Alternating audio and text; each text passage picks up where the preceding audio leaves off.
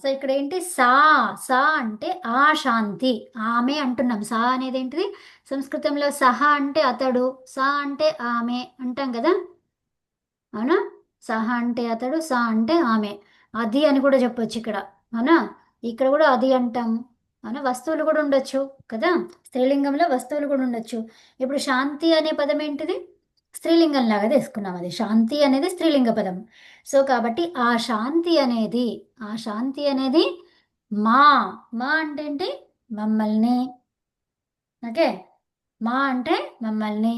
ఏంటి శాంతి ఏది, ఏది అంటే ఏమన్నాము, వృద్ధి చెందుతూనే ఉండాలి మా లోపల ఉండే, మాకు వృద్ధి చెందాలి ఈ శాంతి అనేది, మాకు మా లోపల వృద్ధి చెందాలి. అర్థమవుతుందా? ఉమ్. సో అలా అన్నమాట. ఏది, అది పెరుగుతూనే ఉండాలి ప్రతిరోజు, ఉండాలి.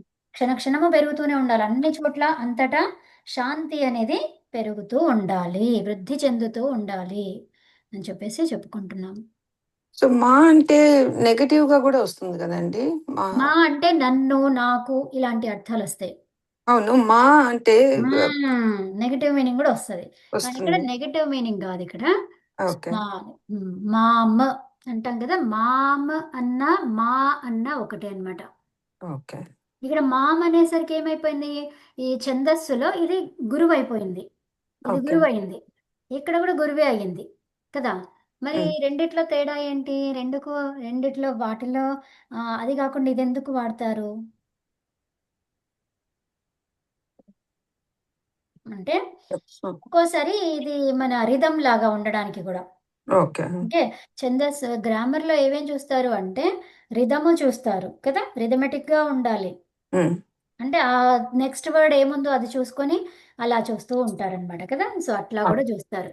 కాబట్టి ఉమ్. అది మామ్ అని కానీ మా అని కానీ వాడుతూ ఉంటారనమాట. ఓకే. అవును.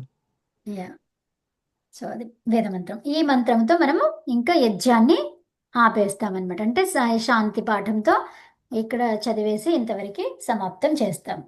తర్వాత ఏంటిది, మనము ప్రణవ జపం చేస్తాం. ప్రణవ జపం అంటే ఏంటిది, వైదిక ధ్వని ఓంకార్. అంటాం, వైదిక వేదిక, వేద ధ్వని. ఆ. వేద అంటే ఏంటిది, వేదము, ఉమ్. ఉమ్. వేదముని తెలుసుకునే వారి యొక్క ధ్వని. అంటే వేదము అంటే ఏంటి, సరి అయినటువంటి జ్ఞానము, దేన్ని ఎలా అనుకోవాలో అలాగే అనుకోవడము. ఓకే, సో దాన్ని విత్ అంటారనమాట. విత్ అంటే ఏది ఎలా ఉందో అలాగే గ్రహించడం. ఓకే, దానికి విపరీతంగా గ్రహించడం కాదు, అదే వేద, తెలుసుకోవడం. వేదము అంటే తెలియజెప్పేటువంటిది, ఏం తెలియజెప్తుంది అది, ఉన్నది ఉన్నట్టుగా దేని స్వభావము ఏంటి, వాటి గుణాలన్నింటినీ చెప్తుందన్నమాట. ఒక మనిషి ఉన్నాడు, మనిషి ఎలా ఉండాలి అది చెప్తుంది. సో అలా రమా చేయండి. ఏం లేదా, కరెక్షన్స్ నా బుక్ లో రాసుకున్నాను, ఒకసారి చెప్పాలా అని. ఓకే, యా, చూపిస్తావా, చెప్తావా నువ్వే? చెప్పాలా ఒక్కసారి. చెప్పు. ఓం ఓం ద్యౌ శాంతిరంతరిక్షై శాంతిః పృథివీ శాంతిరాపఃశాంతిరోషధయః శాంతిః వనస్పతయః వనస్పతైః శాంతి వనస్పతైః తై కాదు, తై అంటున్నావు, తయ, వనస్పతయ శాంతి అట్లా. అవునవును, నేను కిందిది పైన వాడిన. ఓకే. వనస్ వనస్పతయ వనస్పతయ శాంతిర్విశ్వే దేవా శాంతి శాంతి బ్రహ్మ బ్రహ్మ శాంతి సర్వ. ఇక్కడ శాంతి చెప్పకుండా ఏమనాలి, శాంతిర్, ఇక్కడ రా అయింది అది, ఎందుకు బాగుంది కాబట్టి. ఓకే, సో శాంతిర్బ్రహ్మ శాంతి. శాంతిర్బ్రహ్మ శాంతి సర్వై శాంతి శాంతిరేవ सर्वै शान्तिः शान्तिरेव शान्तिः सामा शान्ति शान्तिरेधि. ఉత్తమం, కరెక్ట్ చదివావు. Thank you Kavitha. Um, um. So ఈ మంత్రాన్ని మంచిగా నేర్చుకోండి అందరూ. ఇది చాలా కొంచెము ఇది రావడం అనేది కొంచెం కష్టమే అందరికీ ఈ విధంగా ప్రొనౌన్సియేషన్. సో మీరు బాగా నేర్చుకున్నారు ఇది, కాబట్టి ఇదే ప్రొనౌన్సియేషన్ని వాడండి మీరు. నీది నీదేమన్నా యూట్యూబ్ వీడియో ఉందా? ఇది నిజంగానే కష్టంగా ఉంది కొంచెం. అవును, అవును, పెడతాను నేను. ఓకే. యా. సపరేట్ గా రికార్డింగ్ చేసి పెట్టండి నేను. ఇప్పుడు యజ్ఞ మంత్రాలు అన్నీ అయిపోయినాయి కాబట్టి ఈ మొత్తం ఒక్కసారిగా రికార్డ్ చేసి పెడతాను. ఓకే. ఆ, యా. పెట్టండి. యా. సో అది ఇది శాంతి మంత్రం. ఇది చెప్పేసిన తర్వాత వే వేద వేద ధ్వని అంటాం అనమాట. వైదిక్ వేద వైదిక ఎందుకైంది అది? వేదము యొక్క వేదము యొక్క వేద ధ్వనిని చేసే వాళ్ళు ఏమంటారు? వైదిక్. ఓకే. సో వేద ధ్వనిని చేసే వాళ్ళని ఏమంటాము?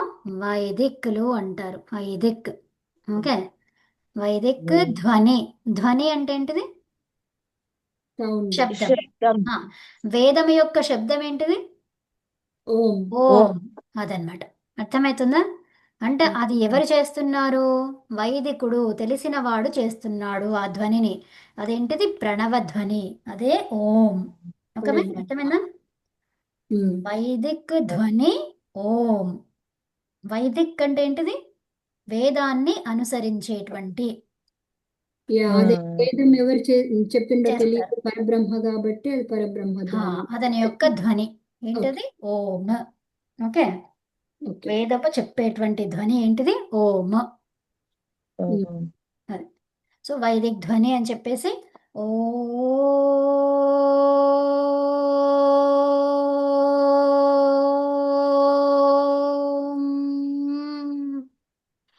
ఇలాగా మనము ఇది ప్రాక్టీస్ చేస్తుంటే అది ఒక 3 నిమిషాల వరకు మనం చేయగలుగుతాం. 3 నిమిషాల వరకు, లేకపోతే 1 నిమిషం అయితే ఖచ్చితంగా చేయగలుగుతాం.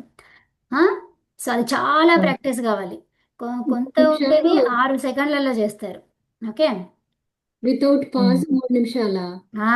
అదే కదా. సో 6 సెకండ్ల వరకే మనకు మంచి ఇట్లా మామూలుగా చేస్తే 6 సెకండ్ల కంటే ఎక్కువ రానే రాదు, కొంచెం ప్రాక్టీస్ ఉంటే కూడా. So yeah. అలాంటిది 28 సెకండ్లు చేశారు ఎవరో ఒకరు. తర్వాత దాన్ని మించి 1 నిమిషం 2:30 నిమిషాలు అలా చేసినారు, ఎవరో చేశారు, నేను విన్నాను ఒకరిది. దాన్ని మనము బీట్ చేయాలి. ఓకే. సో మన ఎయిమ్గా పెట్టుకుందాము. ఈ ఓంలో ఏంటి, ఇక్కడ ఏముంది? ఇది ప్లుతము. ప్లుతము అంటే ఏంటి? 3కు మించి, 2కు మించి అన్నమాట. అర్థమైందా? అంటే ఈ ఓని అలా దాన్ని మించి చదవచ్చు అని అర్థం. మనకి సంస్కృతంలో ఏముంటుంది? ఏకవచనము, ద్వివచనము, బహువచనం కదా. సో బహువచనం ఏంటిది? 2 కంటే ఎక్కువ. అవునా? 2 కంటే ఎక్కువ. సో మరి ఇక్కడ 3 ఉంది అంటే ఏంటిది? 2 కంటే ఎక్కువనే కదా. అవును. అది బహువచనం అని చెప్పడానికి అక్కడ 3గా పెట్టారనమాట. సో అంటే ఏంటి? బహువచనం. దాన్ని ఇంకా నువ్వు ఎంతన్నా పొడిగించుకొని శక్తికి ఇదిగా. సో అలా చదువుతున్నప్పుడు మన లోపల తరంగాలు ఏవైతే ఉంటాయో, వైబ్రేషన్స్ ఏవైతే ఉంటాయో, సో అవన్నీ కూడా చాలా నీకు ఇదైతే ఉంటుంది అనమాట. కాన్సన్ట్రేషన్ పెరుగుతుంది. సో మెమొరీ పవర్ పెరుగుతుంది. ఈ ఓం ద్వారా ఈ మొత్తం ఈ ఉన్నటువంటి చక్రాలన్నీ ఎన్లైటన్ అవుతాయి. ఓకే. సో కాబట్టి ఈ ఓంని ఎంతవరకు పొడిగించి చెప్పగలిగితే అంతవరకు చేయడం నేర్చుకోండి. దిస్ ఇస్ గ్రేట్ ఎక్స్ప్లెనేషన్ కవిత. ఎవ్వరు చెప్పలేదు ఈ మూడు. ఇది అసలు సూపర్. హా, నువ్వు దీని గురించి కూడా సెపరేట్ వీడియో చేయొచ్చేమో. చేద్దాం. యా. సో ఇప్పుడు మనకి రికార్డ్. సో ఇదండి శాంతి పాఠంతో నేను కూడా ఎప్పుడు వినలేదండి అది. ప్లుతం ప్లుతం అనమాట. అది ప్లుతం లాంగ్ గా చెయ్యొచ్చు 3 minutes. హ్రస్వ దీర్ఘ ప్లుతాలు అని చెప్పేసి అక్షరాలకి అచ్చులకి ఉంటాయి అన్నమాట. అచ్చులకి ఏముంటాయి? 3 రకాలు ఉంటాయి అచ్చులు. ఆ 3 రకాలు ఏంటివి? హ్రస్వం, ఓకే, తర్వాత దీర్ఘం, తర్వాత ప్లుతం. అంటే ఇంకా అదే అని పెంచుకుంటూ పెంచుకుంటూ చదవచ్చు, అంతకే కూడా చదవచ్చు అనమాట. ఈ ఓంని మాత్రం మనం పెంచుకోవచ్చు అలాగా. అంటే ఎక్కడ పెంచుకోవాలి? అకార ఉకారం అకారాల్లో ఇక్కడ ఉంది కదా, ఓ ఉంది కదా. సో ఆ ఉ మా అది మనము చెప్తున్నప్పుడు ఏంటి, ఇక్కడ ఓ దగ్గరే ఉంది ఇక్కడ. అవునా? ఓ ఎలా వచ్చింది? ఆ ఊ 2 కలిపితే వచ్చింది. ఓకే. ఆ ఊ రెండు కలిపితే ఓ వచ్చింది. అంటే అవును. ఏంటి? ఈ రెండింటిని కలిపి చేస్తున్నాం మనం అక్కడ. ఓకే. ఓం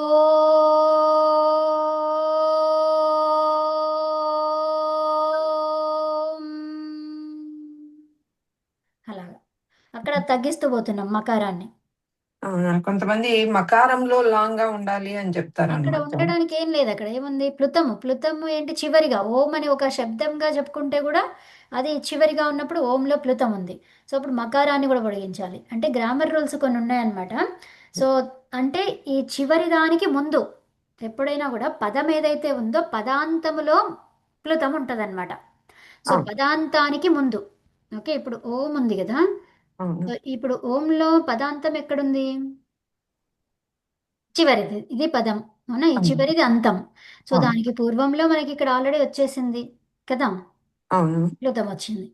ఓకే. ఇక్కడ ఇప్పుడు రేధి శాంతి రేధి. అవునా? ఉమ్. సో ఇక్కడ ఏమొచ్చింది? ఇక్కడ అచ్చు లేదు కాబట్టి ప్లుతం ఎక్కడ వస్తుంది? దీనికి పూర్వంలో వస్తుంది. ము అనేది అచ్చు కాదు కదా. ఉమ్. ఇప్పుడు మీరు చెప్పాలి అనుకుంటే మీరు చెప్పొచ్చు ఏమని? అక్కడ అచ్చు లేదు. అవును. అచ్చులకే హ్రస్వ దీర్ఘ ప్లుతాలని చెప్పుకున్నాం మనం. అవునా? అవును.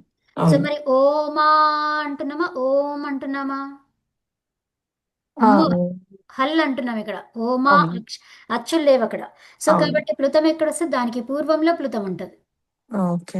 అర్థమైందా? అది కరెక్ట్ ప్రొనౌన్సియేషన్. ఓకే. ఇప్పుడు అవును. రేధి ఉంది, శాంతి రేధి ఉంది. సో ఉమ్. పదాంతములో అన్నాం. సో మరి పదాంతంలో అచ్చు ఉంది కదా ఇక్కడ, అవును. ఉంది కదా. సో ఉమ్. దీన్ని ఏమని చెప్పుకోవచ్చు? ప్లుతం లాగా చదువుకోవచ్చు. ప్లుతం అంటే ఏంటి? ఇక్కడ మరి ఉదాత్తం కోసం వస్తుంది అనమాట అది. ఓకే. సో ఉమ్. ఉదాత్తం. ఈ ఉదాత్తాన్ని ఎలా చెప్తాము? ఉదాత్తము, అనుదాత్తము, స్వరితం అని మూడు రకాలు మళ్ళీ. ఉమ్. సో అలా అన్నమాట. అది కొంచెం మళ్ళీ ఇది ఒక సపరేట్ చాప్టర్ తీసుకొని మనం మాట్లాడుకుందాం దాని గురించి. ఓకే. యా. అంటే ఇది ఇప్పుడు ఓం అనేది ఓ అంటే ఓ అనేది అనేది సమానంగా రావాలా లేకపోతే ఆ, ఓ ఇంకా అనేది ఎక్కువ చదవాలా? ఓ అనేది ఎక్కువసేపు చదవాలి. అది కదా ప్లుతం. దేనికి ఉంది? ఓకారానికి, అచ్చుకుంది. అవునా? ఆ, అక్కడ ఆ, అచ్చు ఏంటి? ఓనే కదా. ఓలో ఏమున్నాయి? ఆ ఉంది, ఊ ఉంది. రెండు కలిపి గుణమయ్యి ఓ అయ్యింది. అర్థమైందా? ఆ, ఆ ఊ మా అంటాం మనం. అది అదే. అంటే ఈ మకారములో ఏముంది? అచ్చు ఉమ్, లేదు అక్కడ. ఓకే.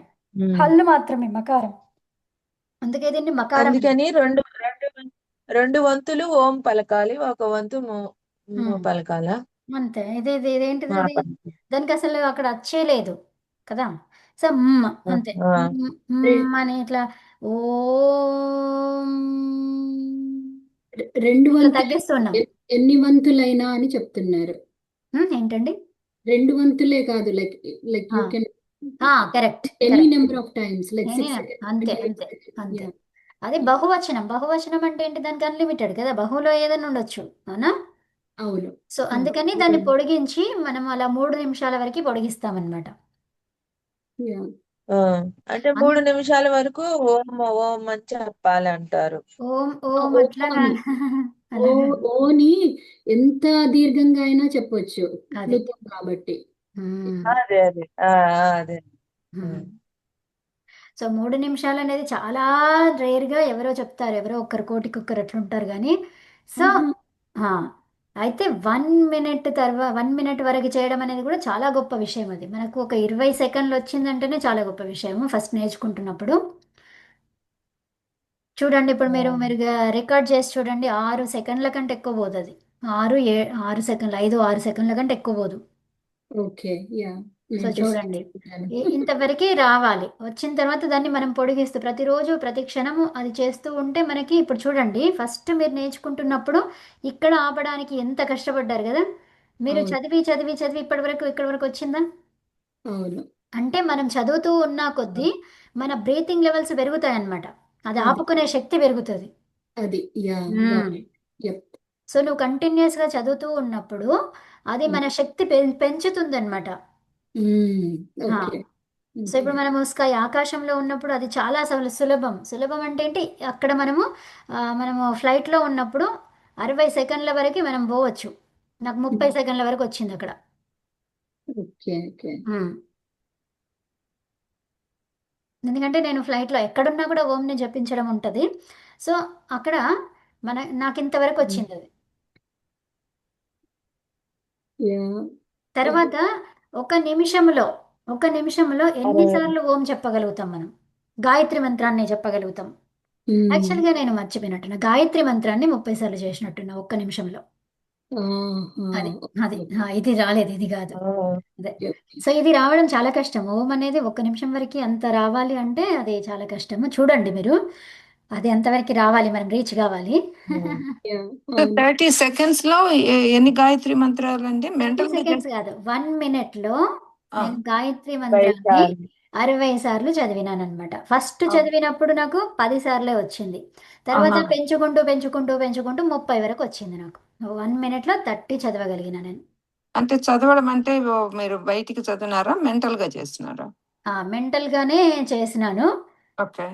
మెంటల్ గానే చేసినాను. బయటికి చదివితే ఇంకా ఎక్కువ పడుతుంది, అది అంటే తక్కువ వస్తాయి. కరెక్ట్. Yeah.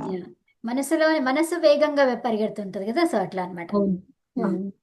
అంటే 60 ఎవ్రీ మినిట్ కి ఒక మినిట్ లో చేస్తున్నారు 60 రౌండ్స్. కాదు, 1 minute లో 30 చేశాను అంటే 2 seconds కి 1 time. Wow, 1 minute 30.